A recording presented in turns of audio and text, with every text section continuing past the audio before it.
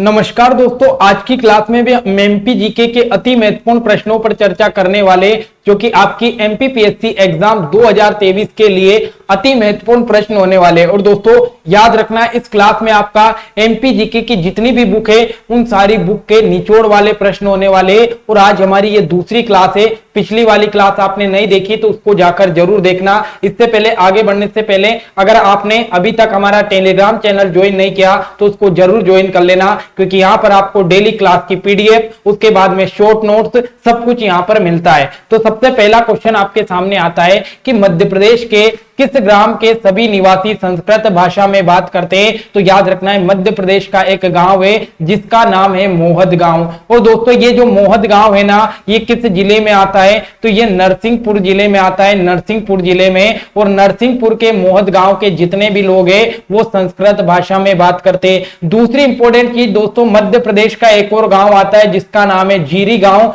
और जीरी गांव किस जिले में आता है? तो राजगढ़ जिले में आता है। और राजगढ़ जिले के जीरी गांव में भी संस्कृत भाषा में बात की जाती है। तो मध्य प्रदेश के दो गांव आपको याद रखना है, मोहद गांव नरसिंहपुर में और जीरी गांव राजगढ़ में, जो कि संस्कृत के लिए प्रसिद्ध है। अगला, ऑपरेशन पैराडाइज किससे संबंधित है? तो दोस्तों याद रखना है, ये जो ऑपरेशन पैराडाइज है ना, इसका संबंध किससे है? तो इसका संबंध बाढ़ से है। अब बाढ़ से संबंध है तो याद रखना है दोस्तों, जो ऑपरेशन पैराडाइज है ना, जब खान नदी और सरस्वती नदी में बाढ़ आई थी तो उस समय आपका एक ऑपरेशन चलाया गया था जिसका नाम है ऑपरेशन पैराडाइज। और इसका संबंध किससे है? तो इसका संबंध बाढ़ से है। अगला क्वेश्चन, निम्नलिखित में से कौन मध्य प्रदेश के झाड़ू अभियान के प्रणेता है? तो याद रखना है, मध्य प्रदेश में जो झाड़ू अभियान है ये किसने चलाया? तो विट्ठल भाई पटेल ने चलाया। और इसका संबंध किससे है? तो इसका संबंध साफ सफाई या स्वच्छता से संबंधित है। आपका झाड़ू अभियान नाम से स्पष्ट हो रहा है, जो कि विट्ठल भाई पटेल के द्वारा चलाया गया।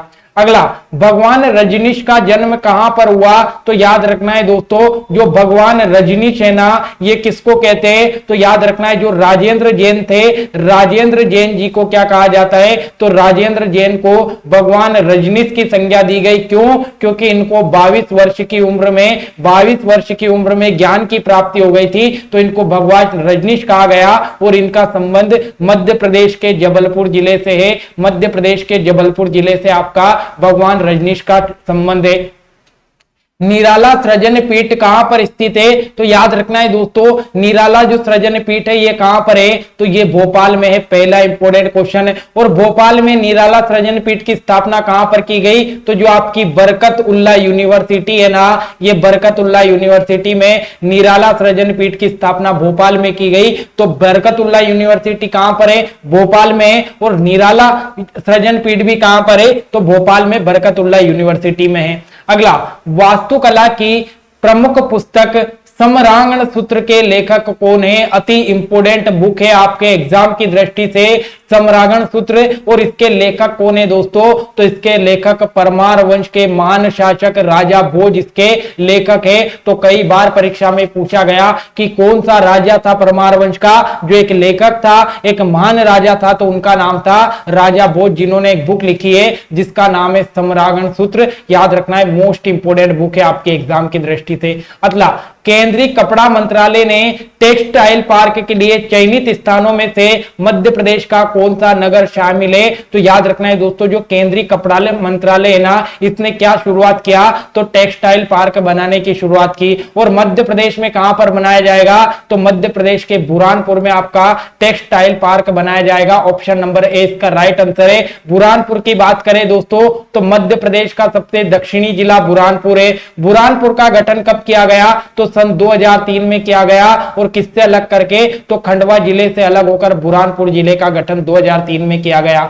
26 मार्च 2006 को सबसे बड़ी लोक अदालत कहां पर लगी? तो याद रखना है दोस्तों, सबसे बड़ी लोक अदालत कब लगी? तो सबसे बड़ी लोक अदालत 2006 में लगी। और कहां पर लगी ये? तो इंदौर में लगी। इंदौर में लगी। ऑप्शन नंबर ए इसका राइट आंसर है। इंदौर से याद रखना है दोस्तों, मध्य प्रदेश की खेल राजधानी कहां पर है? इंदौर में। मध्य प्रदेश की वाणिज्य राजधानी कहां पर है? इंदौर में। सोयाबीन अनुसंधान केंद्र अगर आपसे पूछे सोयाबीन अनुसंधान केंद्र कहां पर है, इंदौर में है। अगर आपसे पूछे कांच मंदिर कहां पर है, इंदौर में है। खजराना गणेश मंदिर कहां पर है, इंदौर में है। और जनसंख्या में सबसे बड़ा जिला भी कौन सा है, इंदौर है। इतनी चीजें आपको इंदौर से याद रखना है।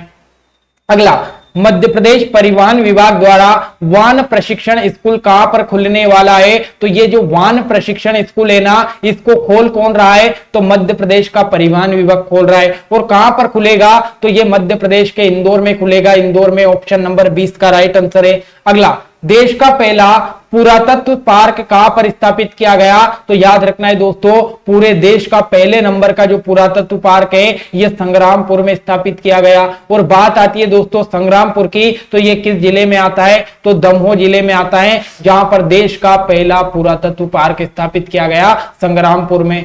अगला, बौद्ध जगत की पवित्र नगरी उपनाम से किसे जाना जाता है, तो बौद्ध जगत की जो पवित्र नगरी है ना दोस्तों, ये कौन सी है, तो बौद्ध जगत की पवित्र नगरी आपकी सांची है। सांची है पहला इंपोर्टेंट क्वेश्चन, लेकिन सांची ऑप्शन में है नहीं, तो इसका right answer option number D होगा, इनमें से कोई नहीं। तो आपको सिर्फ इतना याद रखना है कि बौद्ध जगत की पवित्र नगरी सांची है। और सांची के बारे में 2-3 चीजें याद रखना है दोस्तों, ये रायसेन जिले में आता है, एक तो आपका सांची। दूसरा, अगर आपसे पूछे कि भारत का सबसे बड़ा बौद्ध स्तूप कौन सा है, तो सबसे बड़ा बौद्ध स्तूप आपका सांची है। सांची स्तूप का निर्माण किसने करवाया, तो मौर्य वंश के शासक अशोक के द्वारा सांची का निर्माण करवाया। और सांची स्तूप का संबंध कौन से धर्म से, तो बौद्ध धर्म से। मतलब जो अशोक है ये बौद्ध धर्म का अनुयायी था। इतनी चीजें आपको याद रखना है।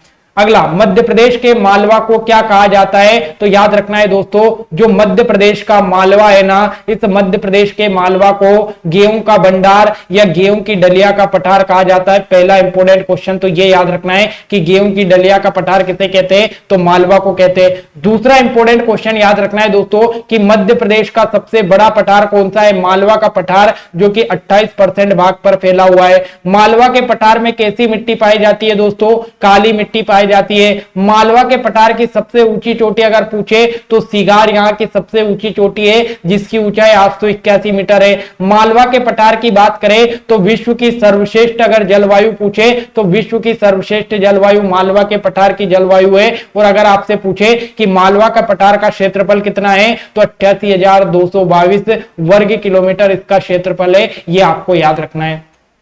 अगला, कश्मीर ए मालवा के नाम से किसे जाना जाता है, तो मालवा का कश्मीर किसे कहा जाता है, तो ये नरसिंहगढ़ को कहा जाता है। मोस्ट इंपोर्टेंट क्वेश्चन है कि मालवा का कश्मीर नरसिंहगढ़ को कहा जाता है। और याद रखना है दोस्तों, नरसिंहगढ़ किस जिले में आता है, तो ये राजगढ़ जिले में आता है, राजगढ़ जिले में। और अगर आपसे पूछेगा कि नरसिंहगढ़ अभ्यारण्य कहां पर है, तो नरसिंहगढ़ अभ्यारण्य भी आपका राजगढ़ में रहेगा। तो नरसिंहगढ़ अभ्यारण्य राजगढ़ जिले में है। इसी नरसिंहगढ़ को कश्मीर ए मालवा कहा जाता है। और इसी नरसिंहगढ़ अभ्यारण्य में याद रखना है दोस्तों, एक झील है जिसका नाम क्या है, तो चीड़ी खो झील कहां पर है, तो ये चीड़ी खो झील आपका नरसिंहगढ़ अभ्यारण्य में है, जो कि राजगढ़ में आता है। निम्न में से क्रमशः मध्य प्रदेश के राज्य की पशु, वृक्ष और पेड़ आपको पशु, पक्षी और पेड़ आपको बताना है। तो मध्य प्रदेश का राज्य की पशु कौन सा है दोस्तों, बारहसिंगा है। मध्य प्रदेश का राज्य की पक्षी कौन सा है, दूधराज है। और पेड़ कौन सा है, तो बड़ का पेड़ है। इसी बड़ के पेड़ को वट वृक्ष बोलते हैं, इसी को बरगद का पेड़ बोलते हैं। तो ऑप्शन नंबर ए इसका राइट आंसर है। लेकिन सबसे इंपॉर्टेंट चीज याद रखना है दोस्तों कि मध्य प्रदेश के राज्य की पशु, पक्षी और पेड़ जो है, इनको कब घोषित किया गया, तो 1 नवंबर 1981 को मध्य प्रदेश के राज्य की पशु, पक्षी और वृक्ष को घोषित किया गया। और 1 नवंबर 1981 को क्या था, तो मध्य प्रदेश की 25वीं वर्षगांठ थी। मध्य प्रदेश की 25वीं वर्षगांठ पर आपका मध्य प्रदेश के राज्य की पशु और पक्षी वृक्ष को घोषित किया गया। क्वेश्चन दोनों तरीके से एग्जाम में पूछा गया कि मध्य प्रदेश का राज्य की पशु, पक्षी और वृक्ष कौन सी वर्षगांठ पर घोषित किया गया, तो 25वीं वर्षगांठ पर। कब घोषित किया गया, 1 नवंबर 1981 को। अगला, चंदेरी व महेश्वरी किससे संबंधित है, तो याद रखना है दोस्तों, चंदेरी और महेश्वरी जो है ये साड़ियों के ब्रांड से संबंधित है। चंदेरी और महेश्वरी दोनों की साड़ियां बहुत ही ज्यादा प्रसिद्ध है। बात आती है दोस्तों चंदेरी की, तो चंदेरी आपका किस जिले में आता है, तो अशोकनगर जिले में चंदेरी आता है। महेश्वरी किस जिले में आता है, तो ये आपका खरगोन जिले में महेश्वर आता है। और यहाँ की आपकी साड़ियां प्रसिद्ध है। अगला क्वेश्चन है, यहां पर आपको सही जोड़ी बनानी है। ध्यान से अब चीजों को याद कैसे रखना है। देखो जोड़ी तो ठीक है, पर जोड़ी में 4 ऑप्शन है, चारों ऑप्शन आपको याद होना चाहिए, एग्जाम की दृष्टि से इंपॉर्टेंट है। अब याद कैसे रखेंगे कि भाई जो जरी के बटवे है ये कहां के फेमस है, तो जरी के बटवे आपके इंदौर के, सॉरी भोपाल के फेमस है, तो पहला का तीसरा जरी के बटवे भोपाल। भैरवगढ़ की प्रिंट तो ये कहां की है दोस्तों, उज्जैन की। याद कैसे रहोगे, भैरवनाथ का मंदिर उज्जैन में है, तो भैरवगढ़ की प्रिंट भी आपकी उज्जैन की फेमस है। बाघ की हस्तशिल्प, तो बाघ की गुफा धार में है, तो बाघ की हस्तशिल्प भी कहां की होगी आपकी, तो बाघ की हस्तशिल्प भी आपकी कहां की हो जाएगी, धार की हो जाएगी। तो बाघ की गुफा हो गई, बाघ की आपकी क्या हो गई, तो बाघ की गुफा हो गई और बाघ की हस्तशिल्प हो गई, ये कहां की है, तो ये दोनों ही धार की है। चंदेरी की साड़ियां हो गई, तो चंदेरी की साड़ियां अशोकनगर की हो गई, तो इसका right answer option number A होगा। 3 1 2 4, 3 1 2 4 इसका राइट आंसर है। अगला, देवास क्यों प्रसिद्ध है, तो देवास की प्रसिद्धि का सबसे बड़ा कारण है दोस्तों, यहां पर करेंसी या नोट छापने का कारखाना स्थापित किया गया देवास में, इसीलिए देवास प्रसिद्ध है। और याद रखना है दोस्तों, अगर आपसे पूछे ना कि चामुंडा माता का मंदिर कहां पर है, तो चामुंडा माता का मंदिर भी देवास में है और नोट छापने की मशीन भी देवास में। दोस्तों जिसने भी टेलीग्राम चैनल नहीं ज्वाइन किया वो जरूर कर लेना, राघव सर जी के नाम से, ताकि आपको पता चले कि यहां पर बहुत सारे नोट्स मिल जाएंगे, कब क्लास रहने वाली इसकी जानकारी मिल जाएगी, तो आपके लिए इंपॉर्टेंट है।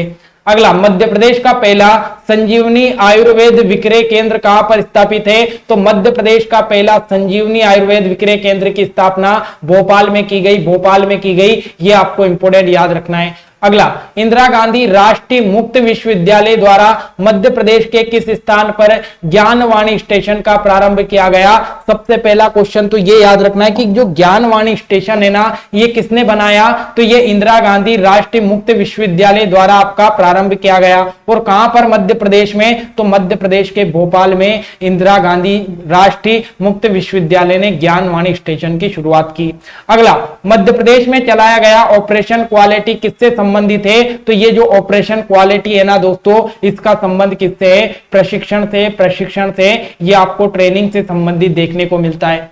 अगला, मध्य प्रदेश में प्रथम बाघ सप्ताह 2005 कहां पर मनाया गया, तो मध्य प्रदेश का पहला बाघ सप्ताह कब मनाया गया दोस्तों, सन 2005 में। कहां पर मनाया गया, तो वन विहार राष्ट्रीय उद्यान में। और वन विहार राष्ट्रीय उद्यान कहां पर है दोस्तों, आपका भोपाल में है, भोपाल में। अब वन विहार राष्ट्रीय उद्यान से 2-3 क्वेश्चन आपको याद रखना है कि मध्य प्रदेश का पहला सर्प उद्यान कहां पर बनाया गया, भोपाल में, वन विहार में। अगर आपसे पूछे कि आधुनिक चिड़ियाघर की संज्ञा किसे दी गई, वन विहार राष्ट्रीय उद्यान को। अगर आपसे पूछे कि कौन सा राष्ट्रीय उद्यान है जो शहर के मध्य में स्थित है, वन विहार राष्ट्रीय उद्यान। कौन सा राष्ट्रीय उद्यान है जिसको आईएसओ सर्टिफिकेट दिया गया, वन विहार राष्ट्रीय उद्यान। इतनी चीजें आपको वन विहार राष्ट्रीय उद्यान से याद रखना है।